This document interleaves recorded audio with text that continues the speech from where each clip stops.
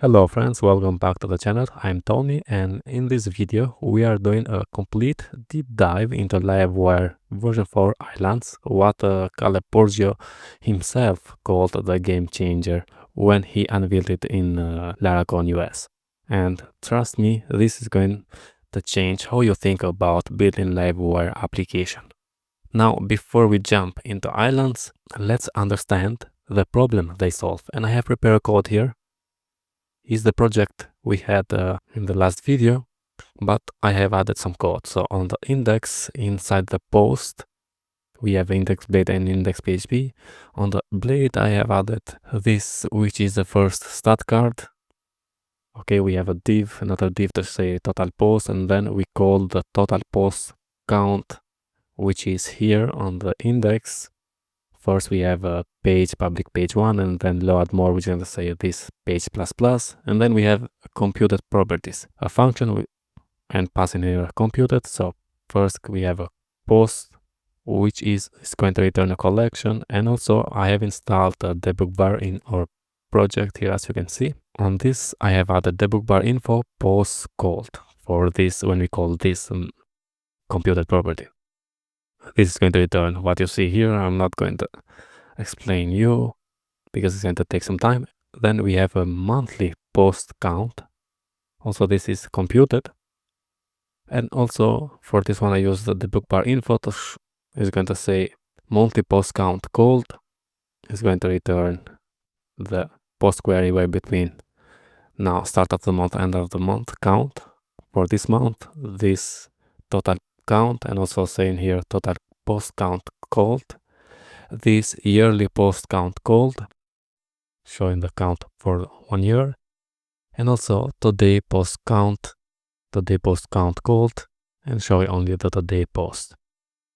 Okay, and we have something like this on the blade. First we call that total post count in here, and also today post count in this first stat. Then we have a table. We make a for each, for else here, so for else post, displaying the post ID title, and empty no post found. And also we have this button to load more, so we are going to call the load more, which is going to say this page plus. Okay, then we have stat cards. We have 2 cards at the end. This year we're going to call this yearly post count, and also this month is going to call this monthly post count. We have also a button here and here. Also here to load more, and button here and here. We just say button and where click refresh. And now let's see on the browser. Here's the browser. You can see messages here. We have 5 messages, total post count called, all the computed properties are called by default. And you can see here we have, let's refresh again, 49 milliseconds. But what if I change on the index on this monthly post? I have a sleep. I'm going to uncomment this and I'm going to save. And now if I refresh, take a look here, it's going to wait for 2 seconds. Yeah, now 2.04 seconds. Okay. Also, if I click here, it's going to wait for, yeah. And also here now we have 2.0 seconds. Everything we do here is going to wait for 2.04 seconds. Now let's start and work with the island to solve the problem. First, I'm going to leave it at sleep, and I'm going to go to this component or this block, which is monthly post here. So this is monthly post, and this is where we call that monthly post. And this one, this part here, I'm going to put inside the island. So blade directive island, and I'm going to close that and island like this. Now if I save, and let's go here. Now if I click on this refresh, take a look at this. Refresh. Now we have only 4 called and 29 milliseconds. Also if I click on load more, only 4 messages. Also up here, only 4 messages. Now when we click on this one, take a look. 2 seconds and only the monthly post count call. Because this is inside the island. The magic is here. You get the performance of breaking component into smaller pieces without the overhead of creating separate child components, managing probes, or dealing with components communication. So it's isolation without separation. There's a catch you need to understand here. Even though the island isolate updates, the monthly post count property will still be calculated during the initial page load because islands load with the page by default. So if I click refresh, it's going to wait 2 seconds with this because by default the island loads with the page. But here is where the lazy comes in. So lazy load. If I come here, we can say lazy true here, and I'm going to save. And you can see here now it's going to load. So let me just come up here and I'm going to refresh. Take a look. Refresh. We have only 33 milliseconds and we have only 4 messages. Total post count, called, this called, this called, this called, but not the total monthly. If I scroll down, now wait, now is monthly post count called. Okay, so just one parameter, the lazy true, and now those islands will not block your initial page load, fetch and render the content in separate requests. Now this is, if I click and refresh, yeah, we have only 4, but if you want to load that immediately when the page load and don't affect the loading speed here, you can use a defer. So let's come here and instead of lazy, we can say defer the true and comes here and refresh. Now loads immediately. As you can see here, we are not scrolling. The page loads immediately, and then also this component is loaded, as you can see here. So you can use defer, or you can use this is good for that lazy because it's going to wait 2 seconds, and also we don't need to see right here, for example. We need to see when we scroll, and when we scroll, it's going to load that. And as I told you, you can add also a placeholder. Let's add the placeholder here, which I have, a skeleton. And let's come here.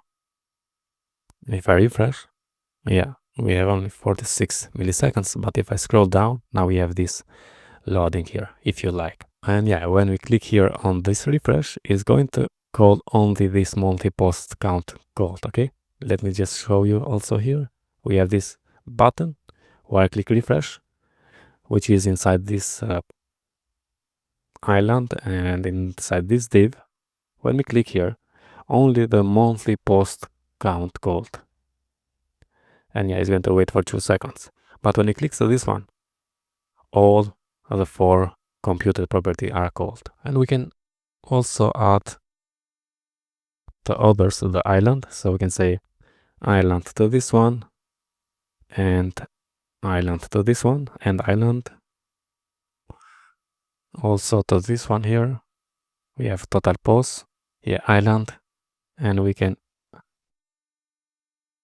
and island. And now come here and refresh. Yeah, scroll up. Okay, we have now, if I refresh to this one, it's going to call only the total posts and today post, which is today post is here and total post is here. If I click to this one, refresh is going to call only the year. If I click on the load more, only the posts, and so on. Okay, now here where islands start getting really powerful. What if you want to trigger an island refresh from outside the island? And that's what named islands are for. So let's come here and, for example, I'm going to wrap also this for else in an island, and for else also I'm going to end the island here, and we have this click load more. And yeah, if I come here and just click on this load more, as you see, nothing changes. So we can say here wire click load more, and we can say wire colon island and specify the name of the island, which in this case we can name this, yeah, we can name it post, and down there we can say wire island and the name of the island, which in this case is post. Now if I come here and click on this one, post called, as you can see, and also this is going to update. Yeah, and here we can create an infinite scroll without a JavaScript or without any package. So let me just show you. Here we have load more, and how we can do that just by adding append here. Append, and let me just show you. Yeah, zoom it out, and if I click load more, it's going to append down. You can see 100, 89, 88, 80, 79 is going to load more here. So let me break down the magic here. We have a computed property that fetches posts for the current page, just 10 at a time, and the posts are rendered inside a named island called posts, and the load more button uses that wire island append. Okay, so wire island dot append, and this dot append modifier is the secret sauce. So instead of replacing the island content, it appends the new content to the end. And there is also the prepend, which is the opposite. So prepend, the opposite of this one. If I load more, so we have 191. If I load more here, now 100 is here, and we have 81 is going up. So this is prepending, and or in this case, the append is what we need. And now, because we are here, let's make this fully automatic with wire. Instead of wire click, we can use a wire intersect. Wire intersect, save, and yeah, I'm going to zoom it now. Refresh. And if I scroll down, as you can see, just by scrolling, we are updating the post and fetching the new posts here. Next thing is the island can be nested inside each other, and this opens up some sophisticated pattern. So let's see this with our example, and I think we have up here, yeah, total posts and total post count, and inside this island we have this div which say total post count. We have a button here with the display the total post count. We have a button to refresh. Let me just show you up here. Yeah, okay. Now if I click refresh to this one, we have total post count called and today post count called. Very good, because this is inside the island. We can cut this and put inside an island, and I'm going to name it today post count, this one, and also let's name it this total post count. So this is today, this is total.